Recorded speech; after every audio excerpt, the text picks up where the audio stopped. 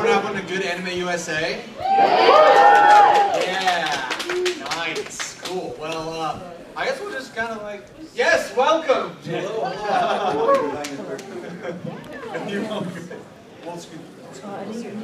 Yeah. We're trying to find the best way to do this. So, I guess we just want to start with like introduce ourselves and like who we are. All right, well, I guess I'll go first. I'm Campbell. I'm an anime voice actor. You know me from Blue Lock. I play Jinko Raichi. I play Charlotte Sparrow in One Piece. In Chainsaw Man, I play Madoka. Yeah, I've been in a lot of stuff though, and I'm really excited to do this panel with everyone.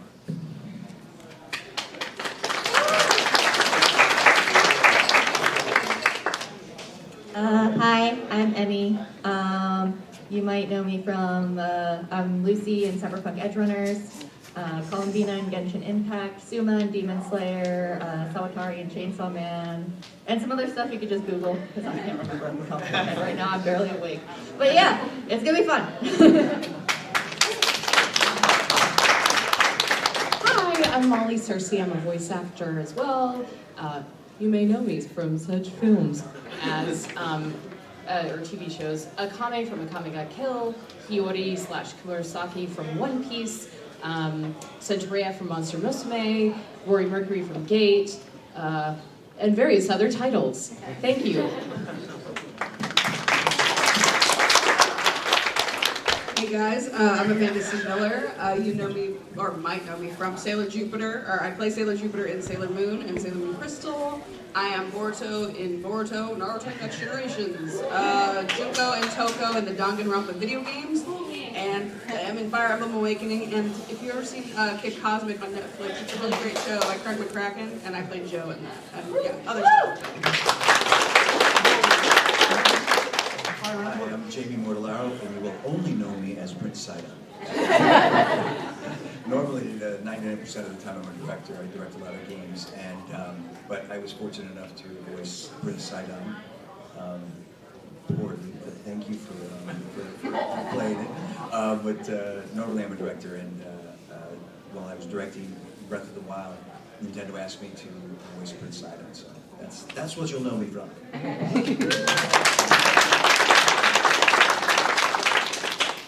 So we figured there's a couple questions that we get asked all the time, so we figured we'd just probably get that out of the way. So, guys, how did you get into voice acting? All right, I'll start. So, I saw Lord of the Rings and the Two Towers, and I saw Andy Serkis's performance as Gollum when I was in 8th grade. And I was like, damn, like this is what I want to do. You know, I saw this guy who could change his voice in a drastic way and still bring life to a character that like was otherworldly in a lot of ways, you know? So I saw that, and that's what kind of set me off my path of being like a veterinarian or like an archaeologist. You know, I was like, I'm gonna be an actor. And I told my parents, they were like, oh no! But I still did it anyway. I got my undergraduate degree in it, and then I moved down to Dallas, and I got my master's degree in acting, and then started working for Funimation about 5.5 or 6 years ago. We did background, Wallace stuff, group stuff, and then I got booked my first lead in The Helpful Fox Senko-san, which was Nakano, which was awesome. And I've been working since then, which has been a lot of fun. Yeah, it's a very abbreviated version. My turn. So I had wanted to be an actor ever since I was very small. My parents were like, you're too ugly.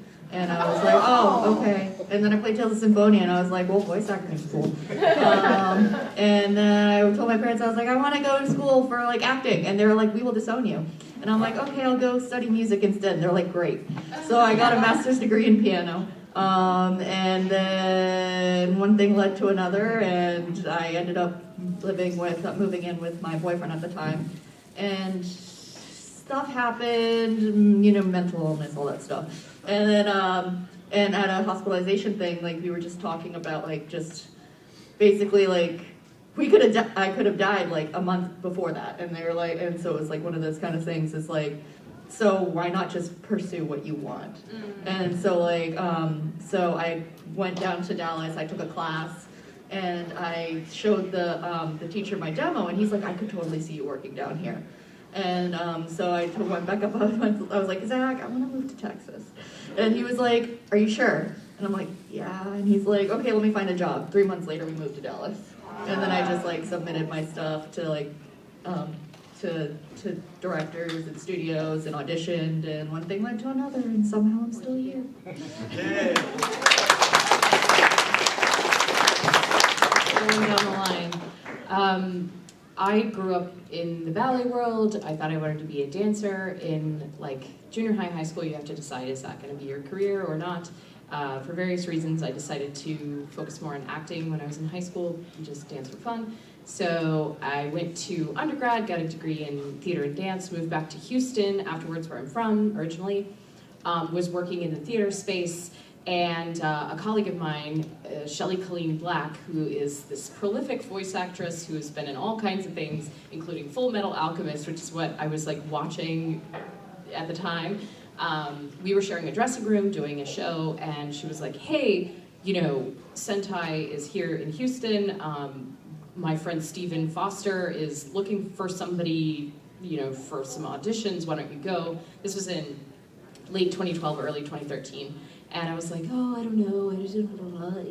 And she was like, no, go. And so she gave him my info.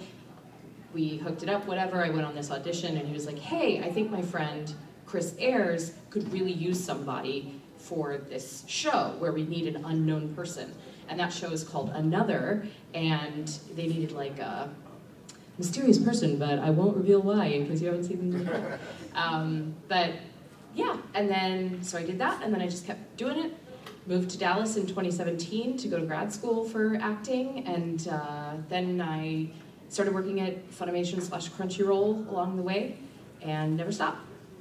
And so here I am. Okay, thank you. So I was that little kid who always wanted to perform for my parents, but I didn't want people to look at me. So I would be like, I'd be like, I'm gonna perform for you, but turn around and don't look at me. And they're like, how are you gonna be an actor? And I figured it out. I did theater in like middle school, high school, and then college. And then, so obviously I got over my fear of being looked at, because theater kids, we like to be the center for attention. But yeah, so what was the order of events? I moved to Los Angeles in 2010, and I got an internship at a voiceover studio where they do like anime and video games and stuff, and they knew I was an actor, and so like while I was pouring coffee and like cleaning toilets and stuff, every once in a while they'd like throw me a bone and let me be like a background character, or they'd give me like a little one-line part here and there, and then when they were like, okay, she doesn't suck too bad, they like let me audition for actual projects, and over time I started booking them, started building my resume, building those relationships with directors and casting people, and then eventually I got an agent, and what is it, 13 years later, here we are.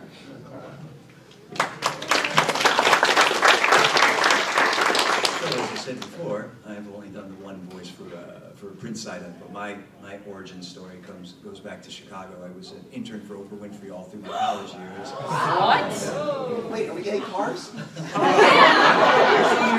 There's linked, you know. No, I worked for Oprah all through college, and then I was going to start there, but I got an offer at a big advertising agency in Chicago, Leo Burnett.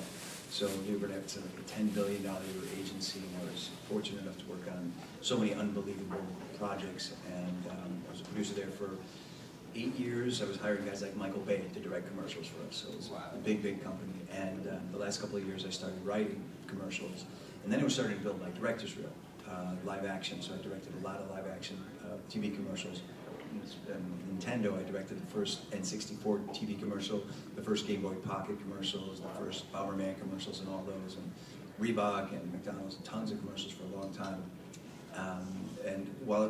So I was at Leo Burnett, then left Leo Burnett to move to California, joined the Directors Guild, so I've been in the Directors Guild for like 20 some years now, and directed a lot of TV commercials. And my rep that repped me for directing commercials said, you should get into games. It'd be good, because while I was in Chicago, I graduated from Second City, and I was a founding member of Theater Sports, but it was just to make me a better writer, director. I wasn't really pursuing acting.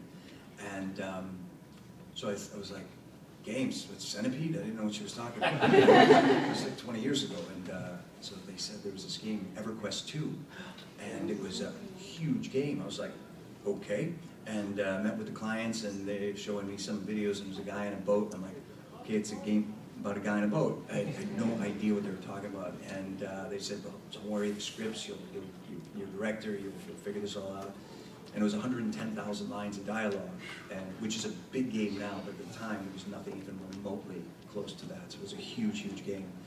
And then I just really enjoyed it. It was long-form storytelling, and I really, really liked it. And then from then on, there was a studio, that studio kept hiring me, and then other studios heard of me and started hiring me. So I did a lot of directing motion capture, because live action is really my world too.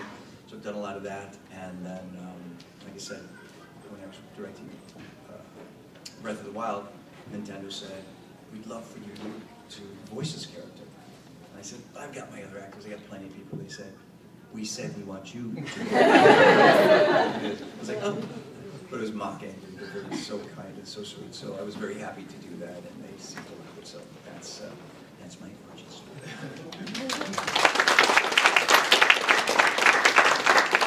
All right, we'll see you guys next year. I mean, I can tell you from my end, as far as like working with voice actors, and so you want to be a voice actor, and I think everybody could agree with me, the first thing above all, you might have friends, or even yourself, who could do funny voices and do cool voices, but it's about acting. It's acting first. So I know, I'm not even looking, but I know everybody's doing this. And it's about acting first. So you don't have to worry about doing different voices or anything like that. Just be good at your own voice, because nobody sounds like you. There's nobody in the world that sounds like you. Later on, when you understand acting and you start getting into it more, you can start applying accents, ages, and all those kind of things. But just being really good at your own voice is not an easiest thing to do. Don't let anybody tell you you can't do it, because people like to put you to say, well, this could be very difficult. It is very hard, and it is a commitment unlike anything else you could imagine. It is not something you could do, oh, this week and skip another week. You have to, it's every day. It's got to possess you. On-camera actors have a certain advantage because they can kind of give a look, and that communicates something. You stand in front of that microphone, you look at it, nothing's going to happen. So it's all emotion. What these guys do, it's unbelievable. When you see a good voice actor go in that booth and perform, it's like nothing else you could imagine. So it takes time, it takes a lot of energy and commitment, absolute commitment. But don't let anybody tell you can't do it. It starts with acting. Take your acting classes. Get a cheap microphone. Figure out characters that you like that are sort of in your vocal range. Listen to them, repeat. Listen to them, repeat. Just an exercise, getting that muscle going, getting used to listening to your own voice, because everybody hates their own voice usually. And so you got to practice that. Listen, repeat. It's a muscle. You got to build that muscle. And if you're really committed to it, it's got to possess you. It's got to be everything to you. You got to be doing it every day, because the people you're competing against are ninjas. These people, all they do is either they're in a session or they're auditioning. So they're working that muscle every day. So if you're trying to compete and you're only doing it, maybe once a week or every other week or this and that, how do you compete? Because you're competing against these people that do it all the time, because they are possessed, they are obsessed with it, and they love it. And why not? Because it is wonderful. So don't let anybody discourage you, but just know it's a big commitment, and it's great. It's a great commitment. But acting first. Take your acting classes. Start there. I would say, yeah, it's definitely become like a more competitive industry over the last, even 5 or 6 years. You know, in the last 2 years. In the last 2 years. So I think the pandemic had a big push for the market. Suddenly, all the actors stopped working on camera, and we couldn't get near each other. So what was the one thing that we could do? Ah, yes, voiceover. We can do it from home and in our closets. And so everybody basically, even non-actors, were like, wait, I can buy a microphone. Yes, yeah, and so they did. And so then suddenly the whole market was just shocked with a bunch of new people. Now a lot of people didn't know really what voiceover was when they entered the market, and so it's become this weird kind of, whenever you submit your demo reel, which is 60 to 90 seconds, depending on the market size, of what you do, what your essence is as an actor for these things, whether that's a commercial or character demo. Whenever people have submitted all these demos, it's highly competitive now. So when you send to agencies or studios, whatever, you want to make sure you send your best foot forward, you know, because you may only get the one shot.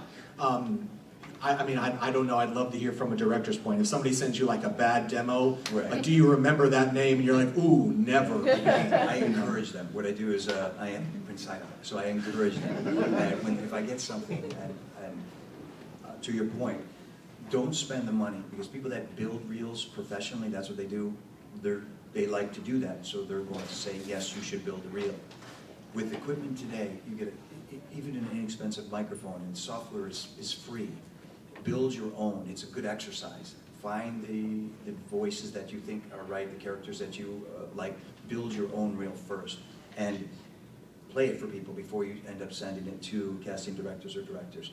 But if you do send something, if somebody does send me something like that, I'll say, you know, usually it's because all the characters sort of sound alike or something, or the performances sound similar, and I'll send them something back, say, hey, you know, great job starting that, but you got to show me some range, some different range of performances, because that's what you're going to need to get signed. Because basically you're building a reel so that you can get represented. You know, you want to get represented by a good agent that's going to send you scripts, and that, you know, and of course, today you could self-submit to a lot of different things now online. Before that didn't exist until like the pandemic.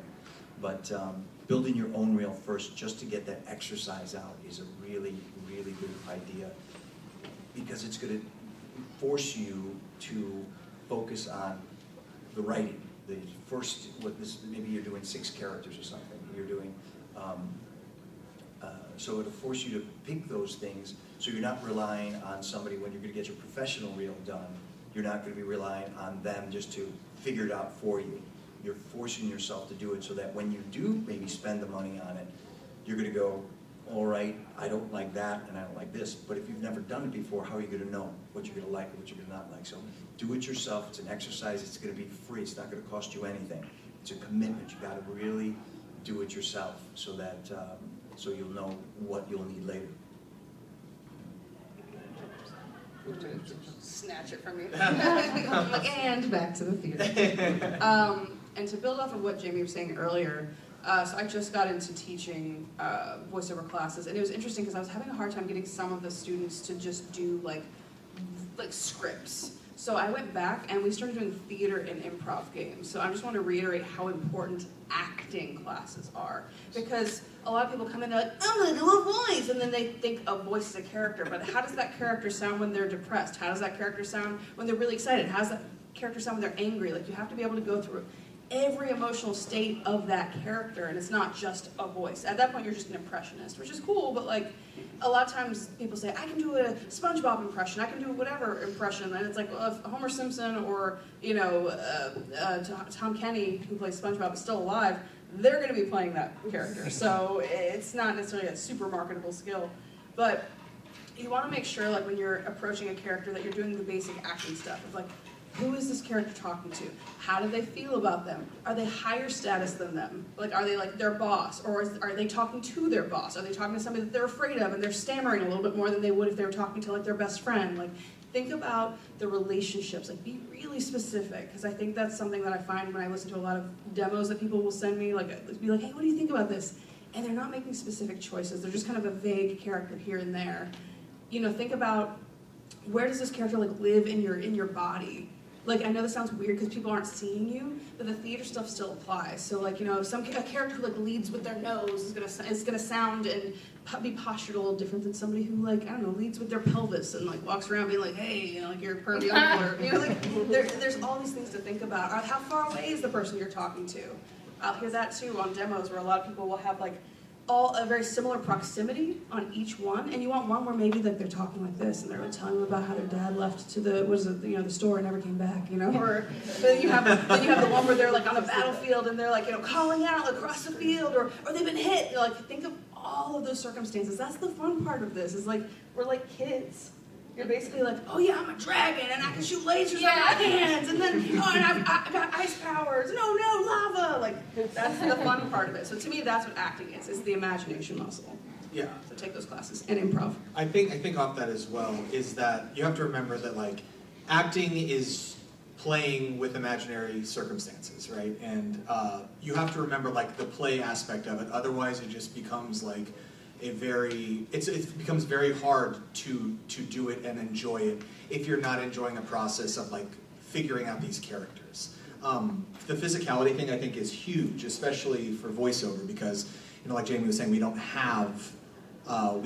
can't like look at the camera, and we on stage and film, like we can use our whole bodies and people can see when we're angry, but like all we have is like this instrument, right? We have our vocal cords, we have our nose, we have the sounds, we have the different masks depending on where you're placing the character voice, and then a lot of it though has to stay. You can tell depending on if you're standing or sitting, right? The vocal quality that comes out is different. So you can tell when somebody is sitting because things sound a little bit more compressed. Most of the time I would say that people probably record standing up in studios, and so whenever there's like a big physical scene or something, it always helps me to actually, within reason, like you have to stay a certain, within reason, like from the microphone, right? Like I can't like jump back and like do something back here and then get back close. Like we have to stay on the microphone, but I do some crazy crap with my body, right? Like I'm flailing and doing some attack moves whenever I have characters that do that, because like if I don't physically embody it, I feel like a piece of that character is missing from me. Absolutely.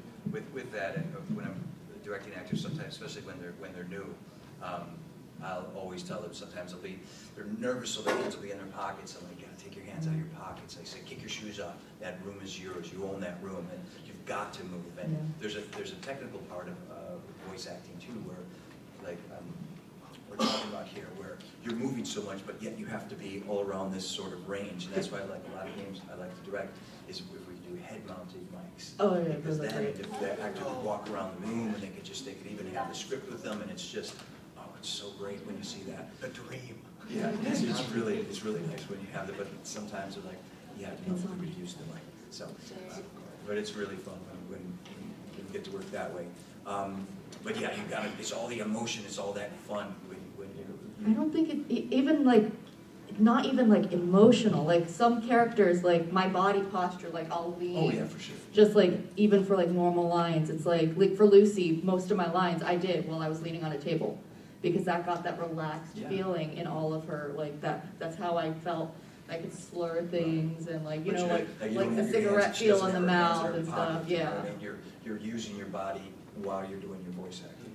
Yeah, and like the great thing about like having engineers and stuff like that and the director there is like if you do go too crazy, like whenever I do like fighting efforts and stuff, I get very physical, like because like you have to imagine, like, are you casting a spell? Are you actually using a bow and arrow? Is it a two-handed sword? Is it a one-handed sword? It's gonna make a difference. So another great thing is like sometimes it does go off the mic, and then the director will just be like, just do like a picture you on the mic. Yeah. Yeah.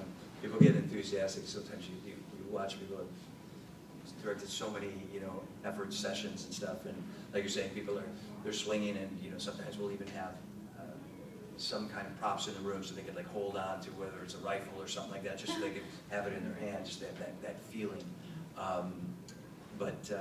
Yeah, sometimes people get off mic and you should see them in the booth. They're sweating. They're just pouring sweat, just so committed to it. It's really amazing to watch. So I'm a fan too, so I'm like, watching this.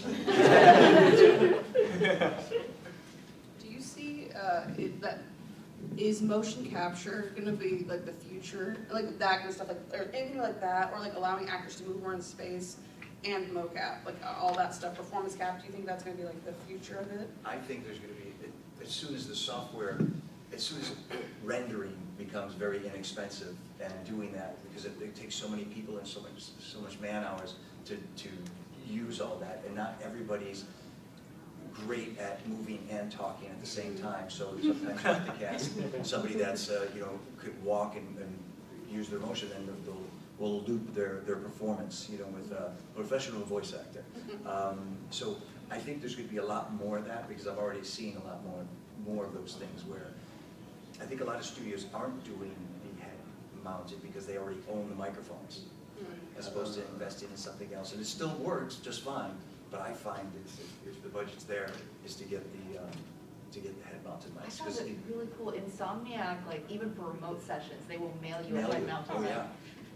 Yeah, they'll mail you a whole kit. Yep. Yeah. And even if it's for like not a named character, like Yeah. even for like the background characters, like the environment, they mail it to you. So. Do you find that it's like night and day in the level of believability? Because we're movement people. We're not used to being like, I'm trying to do this scene. But like you all, you've done it so many times that I think you're gonna be more comfortable doing it. Is it gonna be perception? Is it gonna be that much different? I don't know, because you're so good at it. So maybe it could open up another level by doing it that you didn't even really realize was there, because now you can find that beat and then walk away and those motions. I think it can. I think it would be, for me, I could probably hear it. I don't know if everybody else will hear it. Especially with like prelay auditions, you have to like go through all the small little motions because like when they want to animate to it. And so in those auditions you have to like, you have to read through all that flavor text. It's like, okay, and then so you have to take that time, act out the movements, walk to that place, look at this thing, work on this thing in between all of the lines. And just to clarify, because I realized I didn't tell you guys what mocap is. Could you tell us what prelay is? Oh, prelay is like, it's, so, like anime and stuff is like dubbing. You know, you already have the video there, and so you follow it, they beat you in, and then you have to match everything. Prelay is when you record the stuff first, and then they animate to it. And motion capture, or mocap, is basically, they also have performance cap, so there's different things. Sometimes they're just looking at your face and they're going to mimic your facial expressions. Sometimes it's the full thing, and that's always really fun because it kind of combines theater with voiceover, because like, you know, I've only done it once, but it was so much fun. It was so immersive, like you're on the set and like you're like bumping into these giant cocoons and you're hit, and they used for the cocoons, they were like these big punching bags, or whatever the kickboxing bags are, or like, and you feel the weight of things, and it starts to get your heart rate up and you're panting, like it all feels much more real.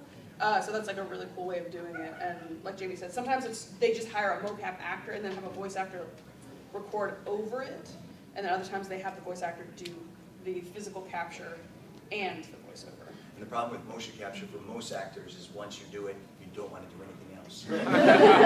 It's so much fun. There's no hair, no makeup, no locations. It is as pure performance as you could possibly imagine. You're wearing like a one suit. It's just like a one-piece suit, and it is amazing to watch people play in there because they don't have to worry about a camera angle. Sometimes if there's blocking, you have to worry about that. They just watch people just come alive, and there's a lot of motion capture with even celebrities when they're trying to figure it out at first, and they're like, "Oh, this is great! I can just move over here. I don't have to worry about a light or anything like that." So it's really so much fun. It really is. Yeah. If you want to see like a master class in it, check out The Last of Us. There's like a behind the scenes, like I don't know, mini documentary about I think like the opening scene or whatever. And Troy Baker he talks about how challenging this emotional moment was for him, and they were doing it in mocap and all that stuff, and you get to see him like holding his daughter and all this stuff, and like it's very much like it helps them get there so much easier. And it just yeah, anyway, I love mocap. It is great. It is something so much fun to watch and to direct. For me, it's fun because my background is live action, so it's like a combination of the two things that I do. It's really fun. Any questions? Yeah. This would be me or you, but for anybody. I am a writer. I've been writing for 20 years now. I've never taken acting classes. So what my question is, from your perspective, both as a director, but also as voice actors, even though I have never taken an acting class, and obviously the advice would be take it so you can learn the techniques and skills, of course, but would my having writing for so long, making original characters, and thus needing to understand the psychology of those characters and the motivation, hearing the voices in my brain, would that be helpful to add in terms of, do you think it would be helpful if I do voice acting to do it better? Obviously, again, I probably need to take the acting class to do it better, but are those skills useful and transferable in voice acting or not really? Of course, it'd be absolutely anything, writing, anything you're doing. If you're writing, say you're acting for a long time, is that going to help you with writing? Yes. If you're writing for a long time, is that going to help you in acting? Absolutely. It's like all those things work together because actors are in many, even though they might not write the script, but they're writers too because they're trying to figure out the in-betweens or the motivation of this character. where's the subtext? If there's no tension, can I add something here to create a little more tension? So you're doing that all the time, and writing is going to help you tremendously. The acting part is going to be that muscle, a bit of muscle memory too. That's kind of a generic way to say it, but to get those words out, and you have to be doing that. It doesn't come just naturally to anybody. Some people are, actors, they get it a little sooner than others, but you have to take the acting classes before you really pursue, in my humble opinion, before you pursue voice acting. You really have to find that and interpret these scripts, because like we were talking before, some people can do funny voices, but how do you interpret a script with that funny voice? How do you look at a line or 2 lines? Like, I can put a script in front of any of them, and they've never seen it before. And I'll give a little background, this character will find the voice, and they'll look at it, and just this, it's like a golf swing. They just could start reading it, and it's just as if they've rehearsed it for 2 weeks. And you start hearing it, it's great performances. That's great, and they give a little more direction, say, that's great, at this moment this might be happening. Let's bring a little subtlety here, because maybe there's a different subtext of, some history or something, I'll give them some direction. But they can make it sound great just in the first line, and that doesn't just come naturally. That comes after work and time. So related to that, I said that before that I studied piano. One of my piano teacher, absolutely incredible. He very specifically was like, do not spend your whole time in the practice room. Go out, live life, go to the museum, look at the art, go take a train up from Manhattan all the way up to the cloisters. Just experience nature. And he was actually the one who continually encouraged me to take acting classes at the conservatory. He said, take the movement classes for opera singers, do as many different art classes as you can, see the Natural History Museum, see the Modern Art Museum, everything, because every tiny little thing can help you shape your performance. Even with piano and music, it's helped me a lot, I feel like, with my acting, because it helps you figure out the arc of things, and it's just, everything is so connected. And if you put it in a separate little box, you won't be able to touch other people, because you have to be able to empathize with everything around you in order to create that kind of genuine response. Yeah, I agree with all these points. I also, again, like you said, acting classes, I think that they're good for everybody to take, and they're critical in a lot of ways, because every actor has their own unique process for things. There are a bunch of different techniques that actors can learn, and it's not about taking all the techniques and using all of them. It's about taking the techniques that you understand and that you enjoy, that you pull from, that help you get to where you need to get to for these things. And I had one process before I went into my master's program, and now my process is entirely different. And not saying you don't have to have a master's degree to be a voice actor, and don't take that advice. It's just acting classes are critical, just because learning about things like given circumstances and what do I want from the people I'm talking to. If they don't give me what I want, how do I get what I want? Okay, and then it's how do they respond to what I said? And one of the cool things about anime voice acting, at least, is that if you're the first person in the booth, you and the director you have a way that you're kind of imagining the scene going based off the lines you're given and what the animation is.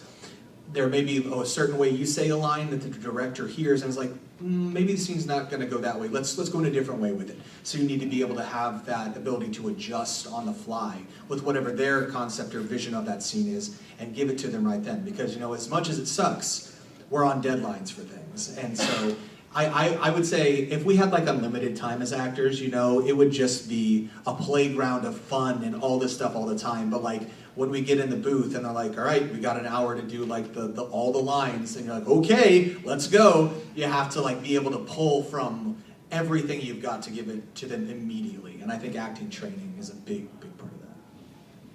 I also would like to add that, similar to what everyone has said, the diversity of your background or experiences is always an asset. There's an actor called Katie O'Brien. Are y'all familiar with her? She was in The Mandalorian. She was in, have you seen The Mandalorian? The latest episode? she's like evil and she like eats the cracker like while her friend is like being tortured or whatever. We were at a con with her a few months ago, and talking to her was like mind-blowing. Her background is martial arts. She grew up a martial artist, didn't do acting or anything, then became a cop, a police officer, and worked as a police officer for several years, and is also like a martial arts instructor. And then she was like, you know what, I want to try acting. And she's like naturally gifted at it. She still took acting classes and everything. But what's cool is that her asset is physicality. She understands that language really well. She's also really good at listening and listening to, because you know how cops like, you know, like cops, like they wait for you to, you know, Tell yourself. kill yourself, you know, like essentially, like they wait for you to hang yourself, so to speak, you know. So she's really good at listening and waiting and like just waiting for more information for you to like give it whatever. So that is a skill that she cultivated in a totally other career. And also she's this action star. She played, I forget what the character's called, but it's in Ant-Man. She plays this like very powerful, like action-y queen woman or whatever. And all of that comes from her martial arts background and so I think writing or anything, I mean, you could have an athletic background, you could have an accounting background, whatever. They always need, and especially nowadays, like in the commercial world especially, they'll ask like, hey, we're looking for an actor who can kayak, you know, and I don't know how to do that, but there are some people that they grew up kayaking or whatever, so you can use that to your benefit. And I don't know, diversity of experience is always useful, and acting training is also helpful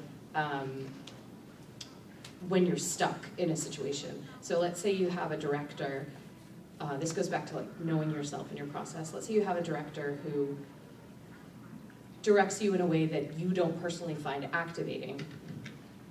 So let's say they say like, I want something, can you just like be more sad or something? And for you, maybe that isn't especially helpful. If you have had great teachers who are like, hey, when someone gives you a vague note like that, here's how you can think about it. Or, hey, when someone gives you a vague note like that, you tend to become very generic and bland. So you have to be the respectful actor who's like, yes, absolutely. Not like, that's not percolating for me. You have to be like, thank you so much. Yes, I will do that. And then in your own mind, because you have some skills and some techniques that you've cultivated through acting classes, you can be like, okay, be more sad. What does that mean? I can think of something sad that is somehow, because crying isn't necessarily like the thing you want to go to, but like I can think of something sad from my own personal life or something like that, or I can think about, okay, I think what this director wants is he wants a little more subtlety. I think he wants to bring it in closer. I think he wants maybe a little bit of vocal cracks or something like that. He maybe doesn't want so many peaks and valleys in my voice. Maybe he wants something a little flatter. I'll give him some options, or her or them, some options, and see what they say. And then we can do what we were talking about yesterday. Amanda has a great tip for this, where you're like, I thought that's what I was doing. Oh, well, kind of like, it's a little bit, well, I think that was, Amelia, mentioned it, yeah. And then I also kind of I would do sometimes, I probably shouldn't be telling a director my secrets, but basically, sometimes I'll get a really stupid direction or a stupid like line that they want me to say. I'm like, this is gonna sound terrible. So there's times where I'll be like, okay, cool, and I'll do it, and I'll just do it like halfway, where I'm like, it just isn't quite like that's just not vibing. I'm like, hey, can I make a suggestion? Or like, can I try something? And then I'll do like what I wanted to do, and like 9 times out of 10, they're like, oh yeah, go with that. But I'm like manipulative. Listen, it's times when I'm trying to save the project. There was like one time where it was a video game trailer, and they wanted to put a really cheesy line at the end. I'm like, And so like I did the cheesy line, but I did it okay, and then I suggested a better line, and they went with that one. So. Leading the client, I have management, so. Yeah, I'm letting when they them don't know- think it was their idea. Yeah, Hey. leading that the was- client, that's exactly it. Yeah, because you're not always blessed, like, not to blow smoke, but you're not always blessed to be working with a director or people who care so much, who like care so much about the craft. Some people are just like, we just need to get it done and whatever. Same with actors, I would assume. There are some people that don't care so much about the craft and like want to explore and play. There's a lot of directors right now are actors, and it's just like a second job for them. Yeah, So there's so some you get who people like who it. care. Yeah, there's some who like it, and there's some who are just like, I don't know, do it, and they give you like a line reading before you said the line. I get a lot of that lately from actor Oh directors. yeah, they don't want to spend the time to actually direct you through it, so they're Yeah, like, just just like- like this, da da da da da da. Make it sound like this. Yeah. And some people, that's how they interpret. They don't know that maybe line readings aren't the most effective way. But then sometimes for time, you're like, man, I'm not getting it, just like tell me how you want it. You know what I mean? But all of those little intricacies are things that you learn through acting, but also being a diverse human being. So keep writing, you're great. Also, to add on to what Molly was saying, that's a way that you can get in the door in voiceover too, is if you have unique experiences. Because like, it's more on camera where they want like, oh, do you ride horseback? Do you play piano? But Yeah. for voiceover, they might be like, hey, like, you know, are your first generation, I don't know, Indonesian or something like that. Like, that's a very specific thing. So if they need a role like that, they're going to try to go for the most authentic representation of that. So if you speak another language fluently, if you have an accent that you can do like authentically, either it's your accent or it's like your parents' accent, you're able to do it in a very subtle way, not like a stereotypical version of that accent. That can be a really great way. I have a friend she had no credits, but she got in with my agent because she speaks like Urdu and Hindi and Tamil or something like that. So like that helps because she's like one of a kind. I'm trying to think if there's any other. If you sing, if you're a great singer, you know, there's a lot of like Disney stuff, like that can help get you in the door. If you're like an opera singer, like there's all sorts of things that can help you stand out and maybe put you in a smaller pool if you have certain cultural backgrounds. I mean, as a brown person, I'm not crazy about being typecast but there have been times where it's gotten me in a room because they wanted somebody who looked a certain way or who represented a certain group, and there's all sorts of ways to kind of help yourself do that. Yes, sir. We gave like a 15-minute answer. I really appreciate it. Thank you. Somebody else had a question. I had a question specifically for Emi. I mean, first of all, before that, my bad, Lucy. You had to go to the moon alone. But it was your introduction specifically. It resonated with me because you were talking about how, because a lot of Asians have this problem. It's a very Asian struggle where you have to, even if you pursue your passions, they don't align particularly with your family values or your community.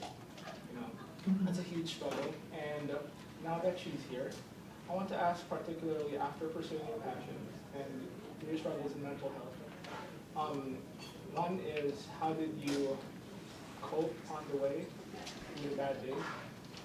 And now that you're here, have things gotten better? And even if there are bad days, like today, like how do you deal with them? And have your relationship with your parents, gotten better through that after achieving that?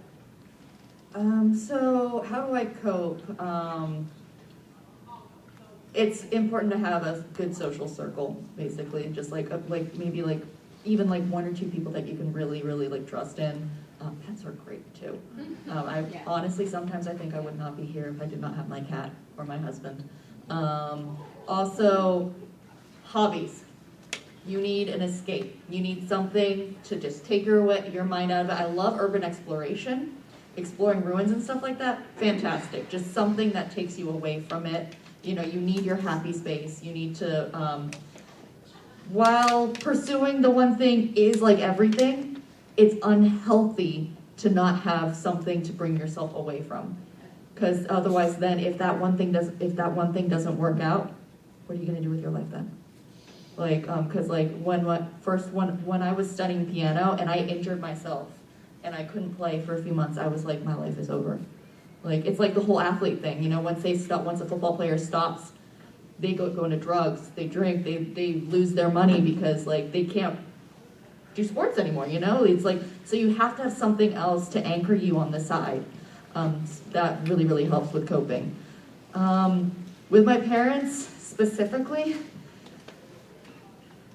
like, I have a lot of mental battles that I've had. I ended up in the ER. Basically, my parents were like, at that point, they were like, we just want you to be happy. Because they just wanted me to be alive. And I think once they realized that I could, like, I was making real people money and stuff like that, and I was not dead, they started to realize that it was better. I am lucky in a way that my brother studies psychology. He has a doctorate in psychology. And so that means my parents believe psychology is a real thing. Mental health. Right? So my parents are always like, yeah, have you seen your therapist? Are you taking your meds? Blah, blah, blah. Is your insurance working? And can you see a different therapist if it's not working? So that's always really helpful. And I'm really glad my brother went through all that. So, yeah, but honestly, it's, you know, even though I had so many problems with my parents, like when I went through anorexia and stuff like that in high school and stuff like that, I realized that they're just really worried about you. And the thing is, like, my dad wanted to be a lawyer. That was what he wanted to do. He loved history, but he was not able to pursue that because in Taiwan, history and law was like considered like base, you know? And his dad was an engineer, so he went into engineering. And so, like, he wanted me to be a lawyer because that was his dream. But, like, so, like, it's just, but because he personally had to give up his dream in order to have stability. So he was worried that I would, like, you know, because they're worried that you're going to end up dying in a ditch somewhere.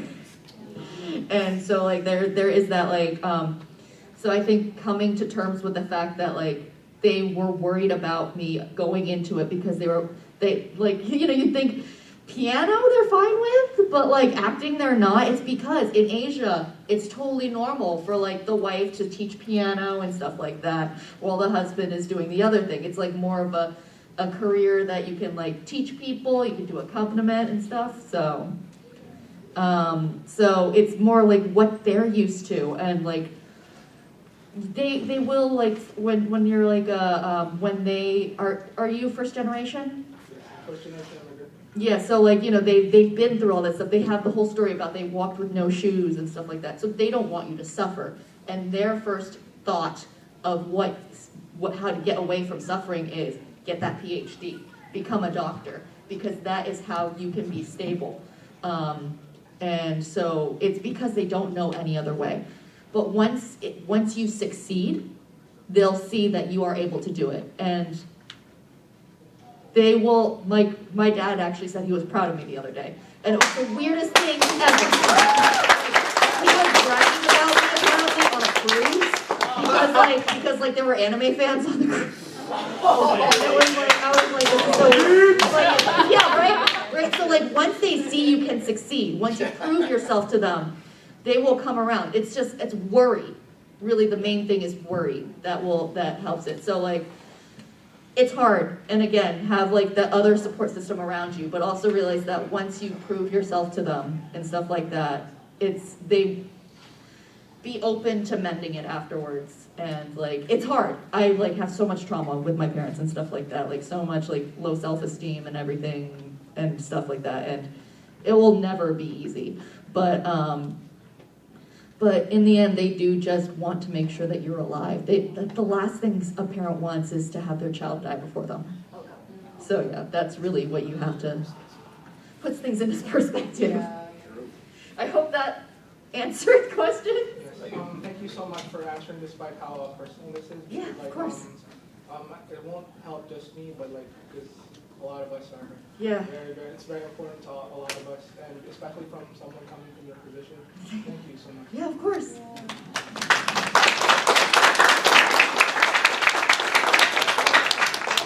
have time for one more question. We have 5 minutes. Actually, I hate to be bearing bad news, but the guys coming in after this have a huge AV setup. How dare you? Well, we also got got in late. We didn't get to start till after 5:30. So can we take one more quick? Thank you. Thank you very much. Make it quick. Yes, red shirt. How do you know a good acting school from a bad one? This is a great question. Sometimes you don't know until you've taken the class, and it's like if it feels like I've had teachers where it feels almost like an abusive relationship where they're constantly cutting you down and undermining you, and they think tough love equals good direction or good acting. I feel like acting is a very vulnerable sport, or whatever. Like it's vulnerable. You're opening yourself up. So I always feel like if the person gives you vibes that they're going to try and be like that, don't go with somebody who's a nurturing teacher, somebody who will build you up. Somebody accredited you want to look into. Yeah. Like anything else, you're not going to buy a car without looking under the hood and figuring out what kind of car it is. So it's such a commitment like that. When as actors, you have to go in there with such an open heart, being so vulnerable. You don't want somebody, attacking, abusive. There's different styles of these classes. So you have to look it up and you have to experiment there. But look it up, see who's accredited, you see who's out there, who have they worked with. Can you sit in a class just to test it out and that kind of thing. Yeah, I think also looking at like current alumni like that have graduated recently and like seeing like are they actors who are like trying to pursue acting and like maybe reaching out to some of them. Chances are they could probably find them on Facebook, be like, hey, what was your experience like? And like if they're out there doing it, then like obviously they were trained the right way. It's just a question of like, is that same kind of training the kind that you want? Because there are some abusive programs out there that like do things that are like not cool. So you just want to get like that second opinion from other students who have recently gone through it. Great question. Thank Thank you. you. Are there any other panels you want to plug this weekend? Are you going to be back at your table? Do you have social media? Right after this, I'm going back to my table, so if you have any questions or anything, just come ask. I mean, I love to talk, so. Please come to my table and show me pictures of your cats. I'll be at my table too.